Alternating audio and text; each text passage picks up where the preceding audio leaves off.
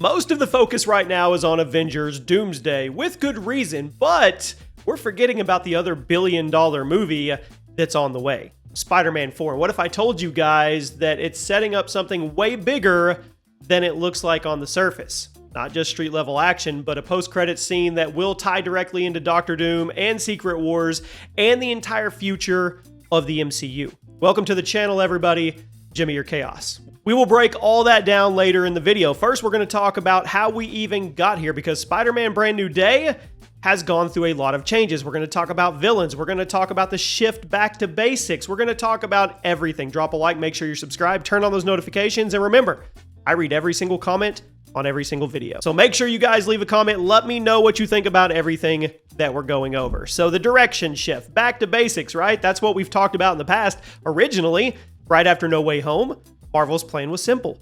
Take Peter Parker back to square one. No Avengers, no tech suits, no MJ, no Ned, just him alone with a sewing machine and a police scanner. That grounded story, well, it was supposed to lean heavy into Kingpin, into Daredevil, in all the street-level crime scenes that we've seen throughout the Spider-Man comics. But then Sony stepped in.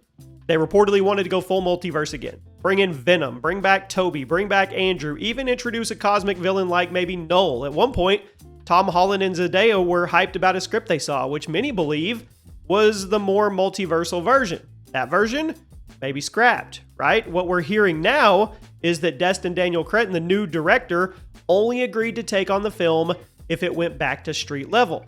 Now, that condition is why we're getting the Brand New Day direction again. More Spider-Man, less Avengers. So we think or thought, but there's more to that story. Now, who do you make the main villain? Well, the easy one is Kingpin, right? I mean, if we're not going cosmic level, at least at the beginning or in Act 1, you definitely want to go with Kingpin. Well, maybe, but maybe not just Kingpin. Spider-Man is all about multi-villains. I mean, who could we put in there?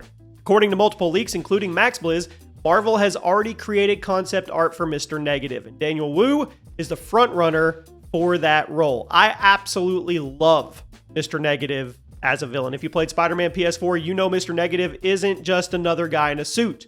His powers are visual, they're dangerous, and they're deeply personal, which is why I think he would be a perfect fit for this movie.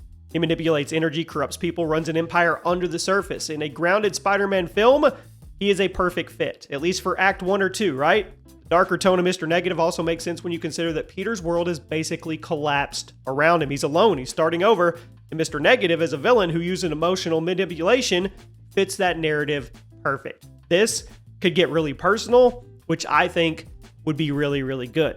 Now let's focus on the rumors about Miles Morales. He has to be introduced sooner than later in the MCU. He is definitely going to be the main Spider-Man once we hit that soft reboot after Secret Wars. Deadline recently confirmed Liza Zayas has joined the cast in a mystery role. Now, right away, fans pointed to Rio Morales, Miles' mom. Why? Because Liza is Puerto Rican. And Marvel has been planting seeds for Miles for years, all the way back to the original Spider-Man. I mean, you guys remember Donald Glover's Aaron Davis in Homecoming. He literally said he had a nephew. That was the first soft confirmation that Miles does exist in the MCU in the 616 universe. Now, Kevin Feige did say that Miles wouldn't show up until Beyond the Spider-Verse, which is currently set to drop in 2027. But Spider-Man Brand New Day comes out before that. So could they still introduce him early? I think absolutely. If Marvel and Sony can strike a deal, this could be Miles' live-action debut. Even if it's just a tease, if he comes on screen, everybody is going to lose their mind. Tom Holland himself has said he would love to pass the torch to Miles, which is what's going to happen, and this movie could start that handoff. Now let's go back to the focus of ground level, the action, the fight scenes. Another big win for fans is the stunt coordinator from Shang-Chi, Hoon Jung, is handling action for Spider-Man 4. That's huge. Shang-Chi delivered some of the best, if not the best, hand-to-hand combat that the MCU has ever done. It was tight choreography, no overdone CGI, just grounded, brutal action. If they bring that style to Spider-Man, it could completely change how fight scenes feel in this movie. Expect less magic, more subway brawls, alley fights, rooftop showdowns. I think a lot of people would definitely be up for that, and it fits the tone. If this isn't cosmic Peter Parker, at least, I keep referring back to Act 1 because we'll talk about it here in a second. This is the broke kid fighting for rent money in Queens again. That would be very visceral, very real. Now, I know, we're not going to get a fully grounded Spider-Man movie. It's not going to happen. It can't happen because Spider-Man is a pivotal platform to set up everything else. And one of the more interesting leaks is that Spider-Man Brand New Day may actually take place during Avengers Doomsday, or at least right before it. So think Ant-Man and the Wasp, how it ran parallel to Infinity War. Then the post-credit scenes dropped the snap. So same deal here.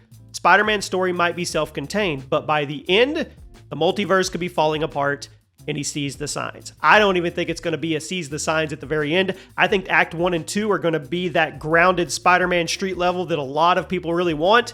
And then I think it's going to drastically and very quickly ramp up to the multiverse level that is probably needed to get ready for everything else. And according to insiders like My Time to Shine Hello, RDJ is returning, of course, as a variant of Doctor Doom, not Iron Man, but actually Doom. And what better way to freak out Peter Parker than to see his old mentor's face behind a villain unleashing multiversal chaos? So maybe Doom is doing some unspeakable things and he's seeing this happen and he's seeing Tony, and that's how Spider-Man ends. I don't know. They're going to do something. The payoff is definitely going to be there. Imagine Spider-Man fights Mr. Negative. He wins. And then post-credits, the world starts glitching. Then Doom shows up, and that's how you tee up Secret Wars and explain how Spider-Man gets dragged back in. We've also heard the leaks and rumors that Spider-Man will actually be during Secret Wars to a degree, and it will be on Battleworld. I don't know. I don't really know how they get there or they do that one, but who knows, right? So with that being said, let's talk about the plot. Now, to be clear, Marvel hasn't confirmed any plot. No official plot. But based on everything out there, here's what I think. Peter is living a low-key life, trying to focus on college, trying to focus on rebuilding. No tech, no support system, just Spider-Man. Then a new threat, Mr. Negative, maybe some others, maybe Kingpin, I don't know, starts attacking his city and threatening people that Peter cares about. He tries to stay out of it, but he can't. And this story could explore Peter feeling isolated, alone, unsure of who he even is without his old life, and that is when he suits up again. No one knows him, but they do remember Spider-Man. And of course, Sadie Sink is joining the cast. I don't know if she's going to be a new MJ. I don't know if she's going to be a Jean Grey variant. I don't know if she's going to be Black Cat, someone else entirely. Marvel's kind of keeping it locked down, but I have a feeling she is definitely going to be a love interest for Peter. So the bigger picture here is, even if half of these leaks pan out, Spider-Man 4 is shaping up to be a turning point, which it should be. And we know we get a return to grounded Peter Parker in the beginning, probably a serious villain in Mr. Negative, possibly our first look at Miles Morales in live action, and a direct lead-in to Secret Wars through some kind of Doom-centric post-credit scene, or at least in Act 3, something to do with Doom. It's not just Spider-Man's next movie. This could be the start. This actually could be the start of Marvel's soft reboot. So to sum it all up, Spider-Man 4 might look like a smaller story on paper, but it's probably going to end up being one of the most important entries in this phase of the MCU. And if Miles does show up, that's game-changing, because if he does show up, does that mean we get Miles and Peter in Secret Wars? We should, right? Let me know what you guys think in the comments. Is Marvel finally going to be back on track with a grounded approach? Do you want a street-level Peter, or do you want a more multiverse madness style Peter? I appreciate you guys watching all the way to the end. Make sure you're subscribed if you want more breakdowns like this, and I'll see you next time.